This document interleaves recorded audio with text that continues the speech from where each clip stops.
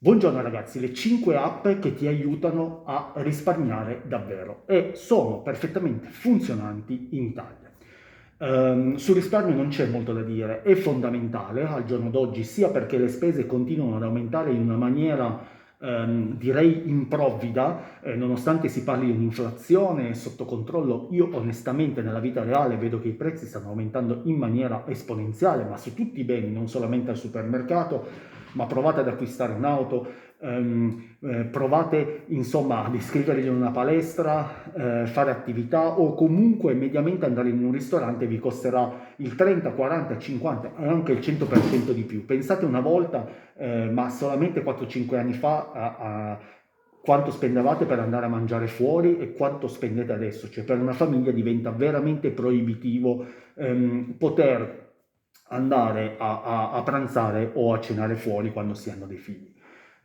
Quindi il risparmio diventa una necessità assolutamente fondamentale per cercare in qualche modo di riuscire a tenere sotto controllo le spese sempre più forti e nello stesso tempo anche per risparmiare e poter andare in un secondo momento andare a investire, creando quella che viene comunemente detto libertà finanziaria, cioè avere un budget, un po' di soldi per togliersi degli sfizi, per mettere a terra dei progetti, insomma, o per godersi in qualche modo la vecchiaia.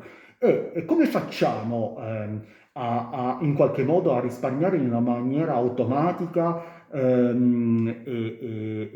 organizzata ed intelligente? Attraverso la tecnologia, ragazzi. La tecnologia ormai probabilmente ha delle applicazioni in ogni settore e anche qui nella gestione del denaro diventa sempre più importante utilizzarla. Perché fare a mano su dei fogli Excel o su dei quaderni delle attività che possono essere fatte automaticamente o in maniera molto più veloce dall'intelligenza artificiale o comunque da delle app. Quindi siamo partiti da questo punto, da questo presupposto per andare a identificare quelle 5 app che si possono utilizzare affinché si possa risparmiare, una persona normale possa risparmiare. Però c'è da dire, una volta che abbiamo capito come, bisogna capire perché abbiamo selezionato queste app ed è importante andare in qualche modo a vedere i parametri selettivi che abbiamo utilizzato per andare a selezionare queste 5. Sempre considerando che noi non consigliamo uno all'altra, cioè semplicemente in questo momento stiamo in qualche modo proponendo, facendo vedere quello che abbiamo utilizzato in passato, che io ho utilizzato in passato o sto utilizzando adesso, o che in qualche modo ne ho approfondita la conoscenza attraverso un'analisi di quest'app e quindi mi sento di parlarne. Io non prendo alcun soldo, non c'è nulla di sponsorizzato in questo video. Quindi andiamo a vedere i processi selettivi che hanno portato a prendere queste 5 app. Il primo è la disponibilità e la compatibilità in Italia. Ehm, quindi la cosa fondamentale era che questi strumenti, queste app, potessero avere un utilizzo anche da noi in Italia, perché sappiamo che molto spesso la tecnologia è qualcosa di estero, cioè soprattutto di americano, di cinese, quindi molto spesso ci troviamo a vedere delle funzionalità delle app che in Italia non sono ancora perfettamente compatibili e molto spesso lo vedete anche con i più famosi social network, molte funzioni vengono rilasciate prima in altri paesi rispetto all'Italia. Quindi il presupposto fondamentale affinché vengano considerate determinate app era quello che in Italia funzionassero perfettamente.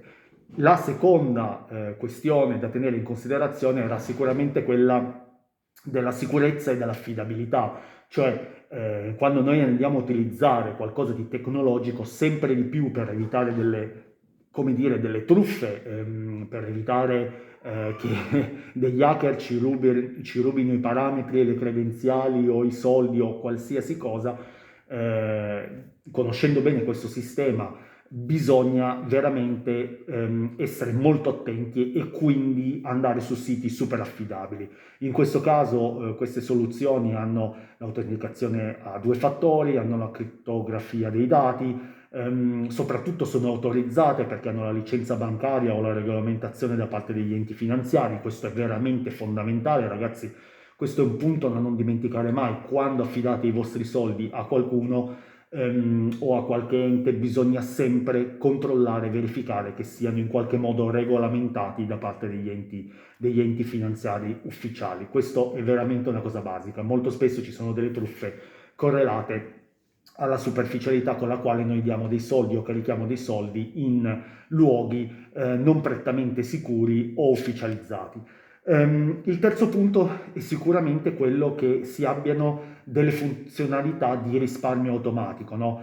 In qualche modo l'app deve fornire una funzione concreta per aiutare a risparmiare, che sia l'arrotondamento delle spese, che sia una notifica automatica, si possono creare degli obiettivi di risparmio, che si possono settare delle regole, dei comportamenti per risparmiare, insomma che in qualche modo ci sia una logica dietro focalizzata per il risparmio automatico. Un altro punto è che siano sicuramente facili da usare, no?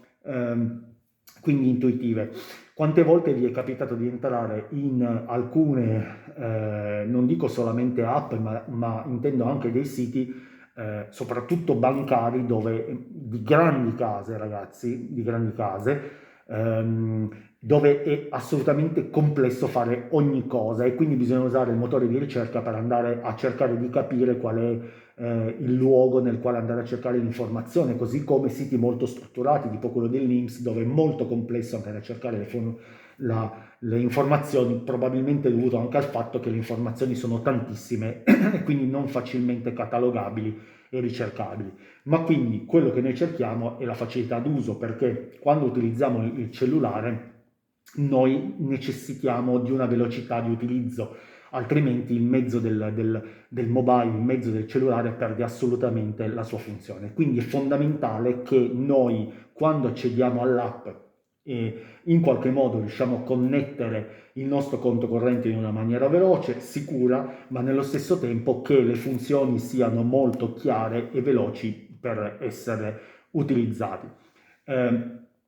L'ho appena menzionato, un altro punto che abbiamo tenuto in considerazione è l'integrazione con gli altri strumenti finanziari, cioè era importante che noi potessimo collegare questi strumenti di risparmio a dei conti correnti o delle carte, no? In modo che in qualche modo noi potessimo avere una panoramica completa delle finanze, ma anche allo stesso tempo avere un'integrazione con i conti dove abbiamo il denaro, perché chiaramente se abbiamo delle app che dobbiamo andare a gestire il risparmio, in qualche modo devono essere collegate. E poi, senza dimenticare che ci vuole innovazione, io una delle cose che ritengo veramente prioritaria in questo mondo della finanza personale italiana è che i grandi colossi bancari hanno ancora delle soluzioni molto tradizionali, molto statiche, molto care. L'innovazione è sempre molto complessa nelle grosse aziende, questo è risaputo, però gli utenti faticano molto, cioè è vero che hanno una presenza territoriale, però è altresì vero che è molto complesso sempre fare l'attività, trovare l'attività all'interno del proprio home banking. È anche complesso in qualche modo riuscire a fare qualcosa di nuovo, cioè c'è tanta burocrazia quando si vuole aprire un conto, quando si vuole avere un nuovo bancomat, qualsiasi attività diventa molto complessa. E poi oggettivamente c'è poca innovazione, cioè gli strumenti basici anche di risparmio automatico, non lo so, che noi abbiamo in qualche modo verificato adesso, di cashback, di budgeting intelligente, sono assolutamente delle soluzioni molto spesso dimenticate all'interno di questi istituti bancari molto molto grandi, e quindi in qualche modo i giovani si allontanano da questi istituti. Nello stesso tempo le persone che vogliono investire lo fanno, si allontanano a loro volta. Perché c'è una strutturazione molto complessa, bisogna aprire un dossier titoli dopo il conto corrente. Nel dossier titoli è difficile molto spesso riuscire ad investire in strumenti finanziari che non siano l'ABC, cioè le cose più semplici in assoluto, tipo comprare un'azione, ma se vuoi già comprare un ETF molto spesso hai delle problematiche. Quindi noi abbiamo cercato delle soluzioni innovative, ma allo stesso tempo, come ho detto, sicure. E poi sicuramente abbiamo guardato un ultimo punto, il word of mouth, cioè il fatto che le persone siano soddisfatte di queste app, e quindi abbiamo guardato un po' le recensioni, che siano solide, che ci siano appunto dei test e ci sia una solidità che dimostri appunto che queste app siano affidabili, innovative, in qualche modo che servano al nostro scopo. Quindi partiamo subito. La prima app che io che mi sono sentito di proporre in questo momento è Gimme5, che secondo me è una soluzione che non in tanti conoscono, perché è un'app italiana che cerca di trasformare lo smartphone in un salvadanaio, no, intelligente, che poi è lo scopo del nostro video. In qualche modo ci permette di risparmiare e anche di investire, no, partendo da pochi euro. E la cosa interessante è che questa cosa può essere fatta automaticamente. Io mi sono segnato anche come funziona, no? Ma non sto qui a perdere tempo, perché questo sarà valido per tutte le altre app, quindi lo ripeto adesso senza ripeterlo successivamente, cioè basta andare nei vari store, quindi di Android o di Apple, per scaricare l'app, creare un account, verificare l'identità attraverso ormai il documento più un selfie come da normativa italiana, collegare il conto bancario o la carta, in modo che in qualche modo le app possano connettersi con il tuo istituto bancario e fare questo progetto di saving, no? di risparmio, e via discorrendo, ok?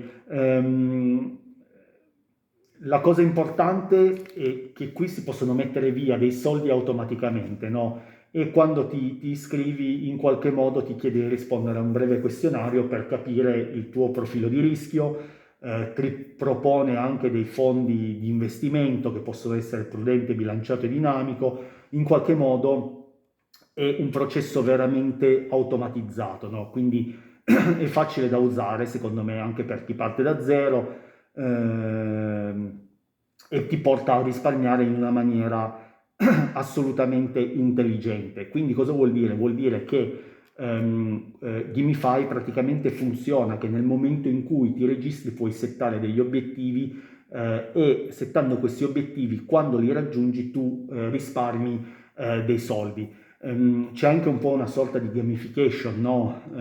Di premio quando, al contrario, quando tu raggiungi un obiettivo. Gli obiettivi possono essere dei più vari, dal fatto che tu abbia percorso una determinata distanza di passi, che la tua squadra del cuore abbia vinto. Insomma, sono anche divertenti, anche particolari, in qualche modo ti spingono a risparmiare in maniera automatizzata, settando degli obiettivi. Una volta che il tuo salvadanaio digitale cresce, in qualche modo tu puoi, come dicevo prima, andarlo ad investire in maniera automatica all'interno di fondi selezionati, che possono essere prudente, bilanciato, dinamico.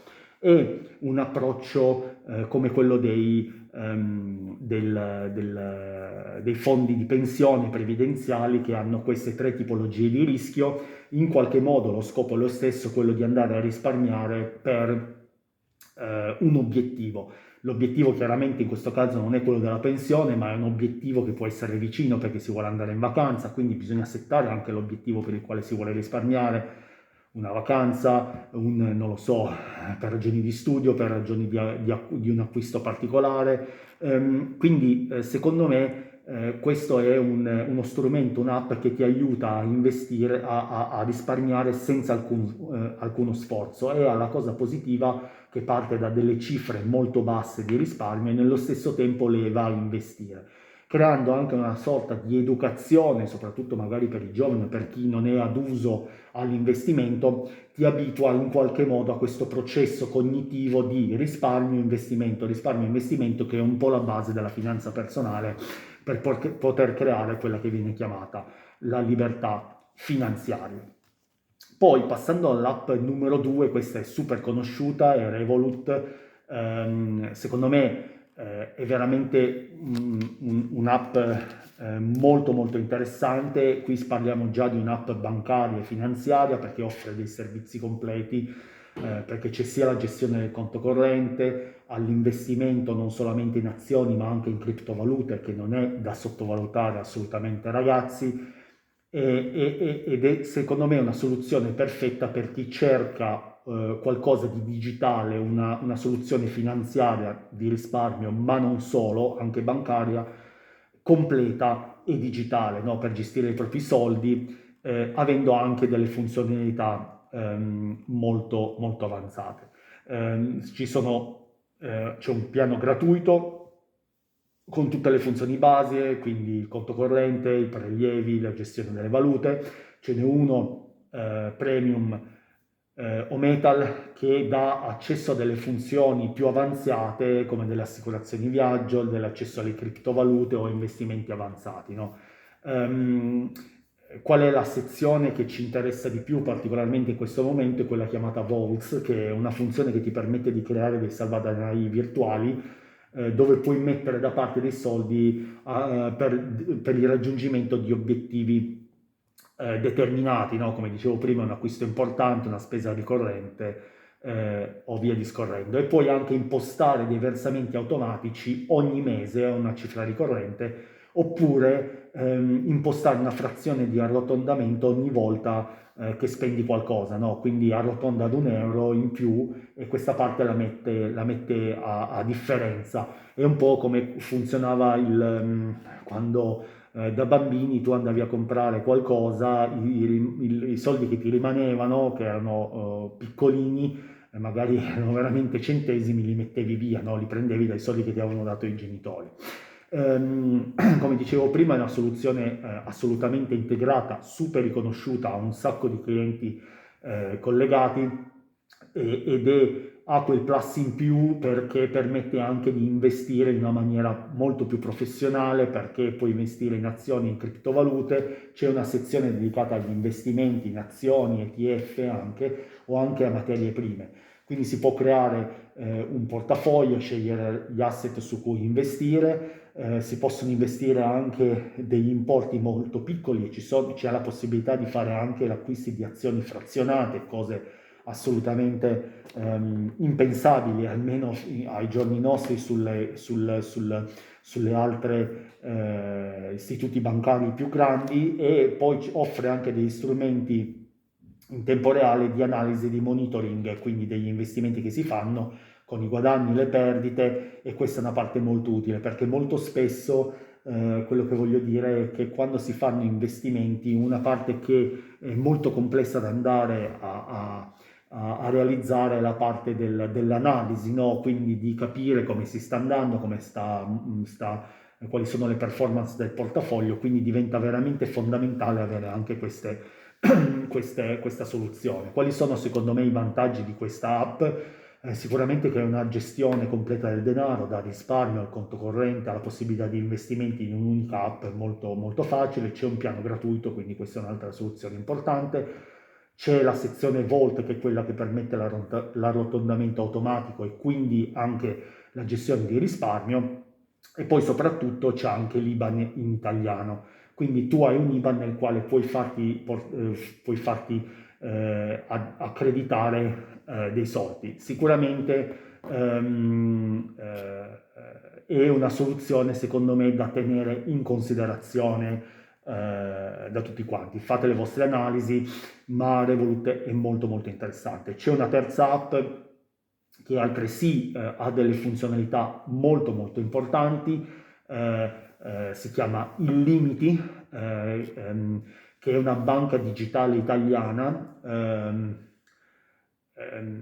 L'amministratore, il creatore, chiamiamolo così, il Deus ex machina di questa società è stato anche una quindicina di anni fa, adesso non ricordo precisamente la data, ma più o meno così, l'amministratore delegato di Banca Intesa, quindi uno che di finanza ne capisce, ne mastica abbastanza, e anche in questo caso siamo di fronte a una banca digitale, totalmente digitale, che offre una completa gestione del risparmio, quindi non puoi solamente mettere da parte i tuoi soldi, che è la funzione che noi stiamo cercando in questo momento, ma puoi in qualche modo anche guadagnare spendendo. Questo è un plus che in molte altre app non c'è, no? E quindi una sorta di cashback, no? Oltretutto la piattaforma sembra ehm, molto molto facile, molto intuitiva, molto user friendly. Chiaramente quando andiamo a impostare il nostro progetto di risparmio mettiamo quanto vogliamo risparmiare, mettiamo la cadenza del versamento che può essere giornaliera, settimanale, mensile, e quindi questa è una cosa che ci aiuta in quell'automatizzazione della gestione del risparmio, no? E poi la cosa che dicevo molto importante è che si guadagna dei bonus sugli acquisti. Ogni volta che spendiamo con una carta illimiti possiamo da guadagnare dei bonus da utilizzare per i progetti di risparmio, no? O dei bonus su acquisti presso dei partner che sono convenzionati, no? Quindi Amazon e via discorrendo. Quindi in qualche modo si crea anche quel circolo, chiamiamolo virtuoso, all'interno del quale si cerca di risparmiare o si raccolgono dei punti per utilizzarli, che è un po' la dinamica della GDO, no? E che funziona molto bene eh,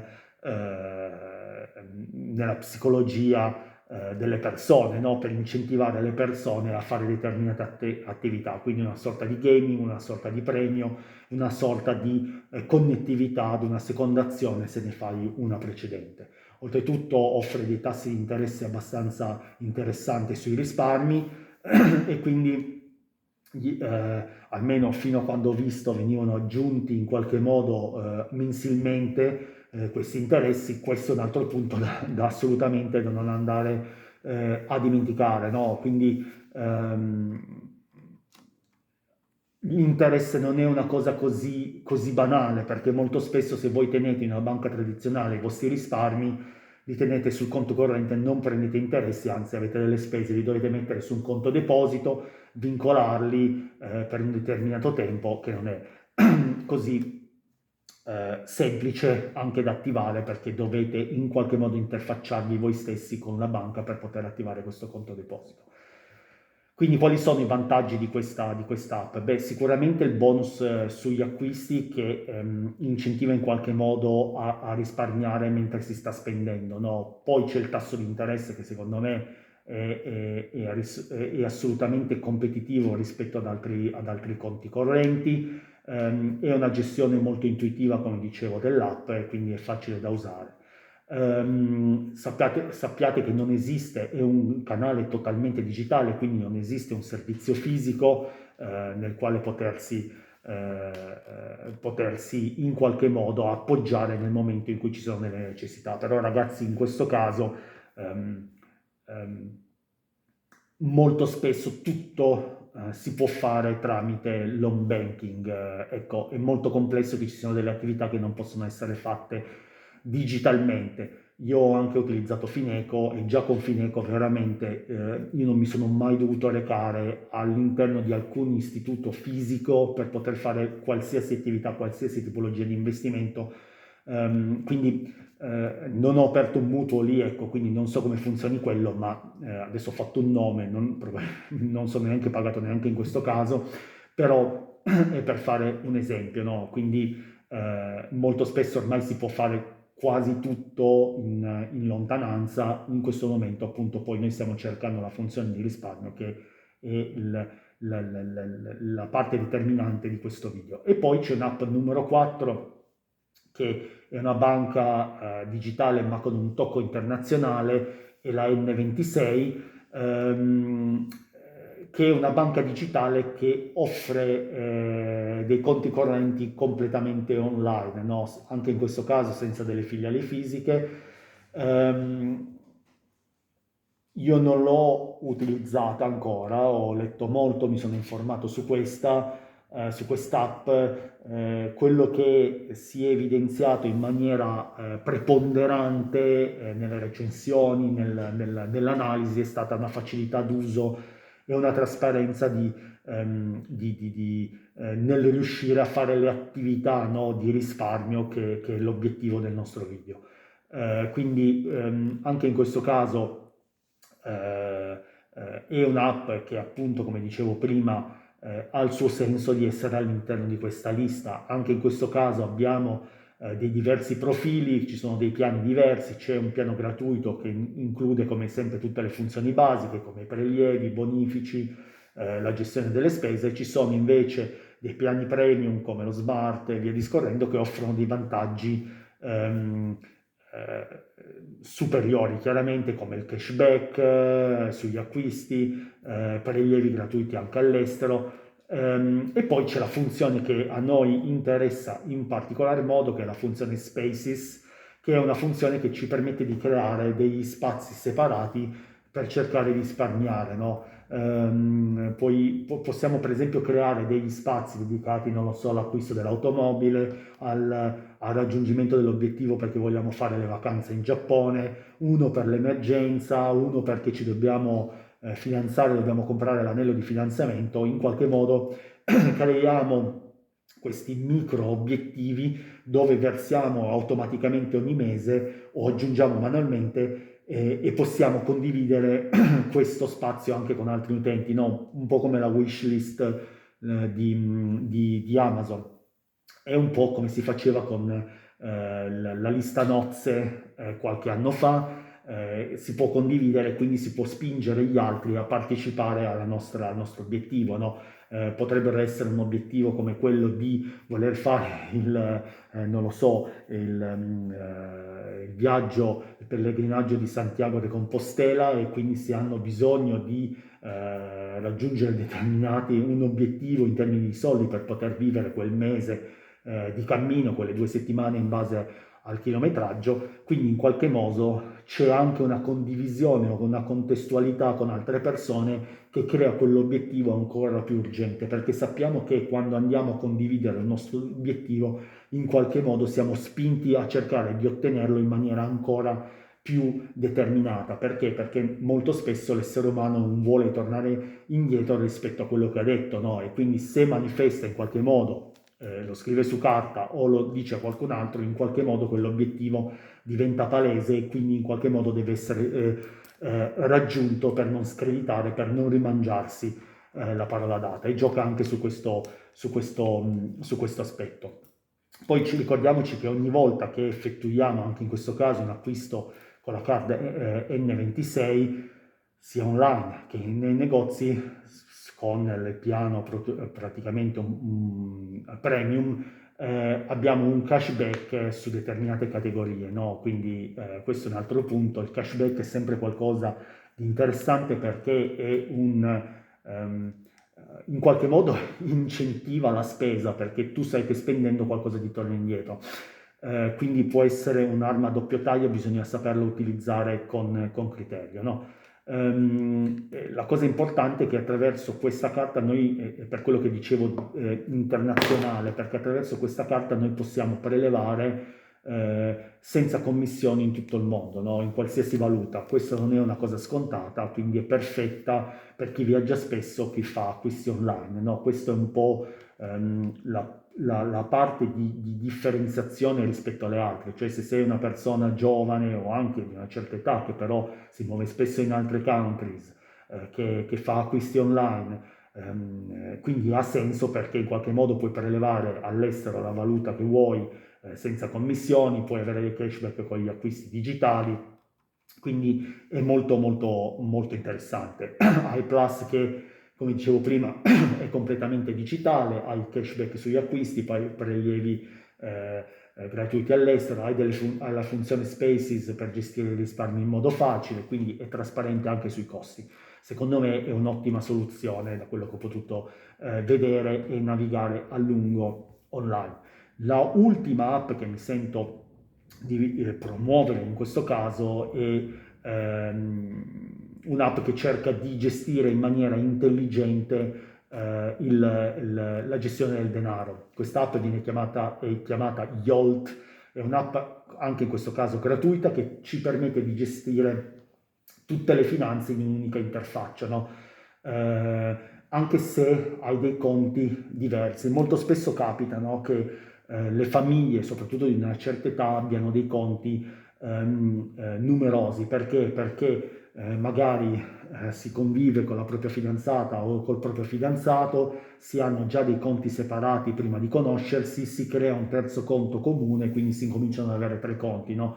Poi magari se ne ha un altro comune per gli investimenti con un'app più, con come dire, un istituto finanziario avanzato che ti permetta di fare degli investimenti di un certo tipo, insomma, magari c'è una pollution, no? Quindi un inquinamento dovuto a diversi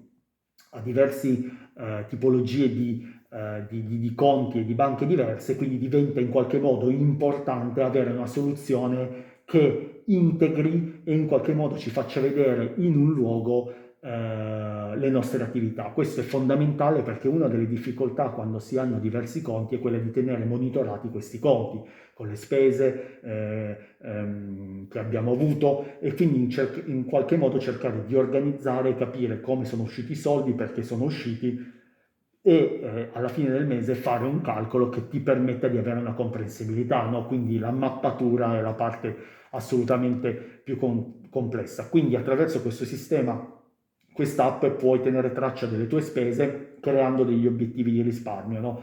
E utilizzando anche la funzione che sta diventando sempre più famosa di budgeting per avere controllo delle finanze, cioè il budgeting in qualche modo ti crea dei silos di spesa nel cercare di capire dove vai a spendere di più. Quindi in qualche modo l'app categorizza, no, le tue spese in maniera verticale, ti dice queste le spese per il cibo, questo per i trasporti, questo per il divertimento e in qualche modo puoi avere una panoramica di quali sono le categorie di spesa, no? Molto spesso magari ci rendiamo conto che stiamo spendendo troppo per i divertimenti rispetto a quello che magari guadagniamo, rispetto a quello che possiamo spendere, o abbiamo speso troppo per la casa in determinati mesi e quindi in qualche modo possiamo impostare dei limiti di spesa per ogni categoria che noi abbiamo. Questa è veramente la base della gestione del risparmio. Sapete bene che la dottrina insegna che per andare in qualche modo a risparmiare in maniera cosciente e ripetuta nel mese, per potersi creare un budget da andare a tenere per le emergenze o da andare a investire, la parte fondamentale è quella di mappare le spese e gli introiti in silos diversi, quindi avere un budgeting e in qualche modo poi cercare di capire come ridurre o aumentare le spese in determinate categorie e questo ci aiuta in tutti e due i casi.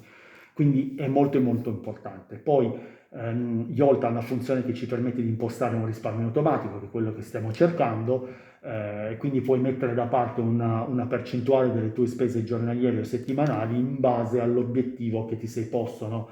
Quindi puoi creare anche degli obiettivi di risparmio. Quindi è veramente un'app trasversale che fa al caso di chi sta cercando un'app che ti aiuti nella gestione del risparmio anche se si hanno più conti, perché questa è una delle problematiche soprattutto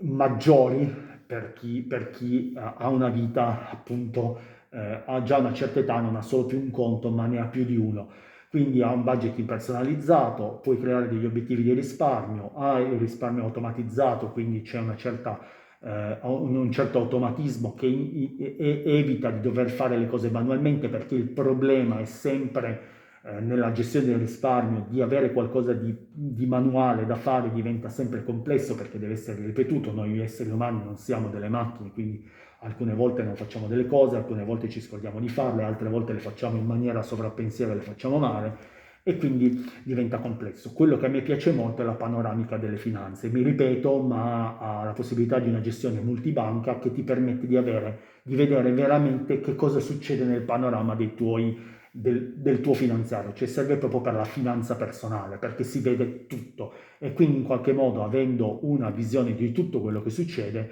in qualche modo riusciamo veramente ad avere una panoramica completa e a prendere le decisioni più che precise. Ragazzi, oggi sono stato più veloce del solito, credo che, mi ripeto, la gestione del risparmio ormai non possa escludere l'utilizzo della tecnologia e sempre di più la finanza stessa richiede l'utilizzo e l'aiuto della tecnologia cosicché vedremo non solamente nel mondo del risparmio, ma ci sono anche delle app che ci aiutano ad investire meglio. La tecnologia, sempre con l'utilizzo del raziocinio, con l'utilizzo dell'intelligenza e anche prendendosi il tempo per cercare di capire che sono delle fonti affidabili, che dietro appunto ci sia una riconoscibilità anche degli istituti finanziari, l'utilizzo di app che ci aiutino ad automatizzare, in qualche modo a categorizzare le nostre spese e darci un overview globale, secondo me è fondamentale. Io vi aspetto nei commenti, ragazzi, ditemi la vostra, ditemi anche soprattutto se ci sono altre app che vi sono piaciute, che vi piacciono e che state utilizzando, così in qualche modo interagiamo e aiutiamo tutta la community sempre di più ad avere una gestione di risparmio oculata ed organizzata. Io vi aspetto sul mio canale, ragazzi, mi raccomando, iscrivetevi.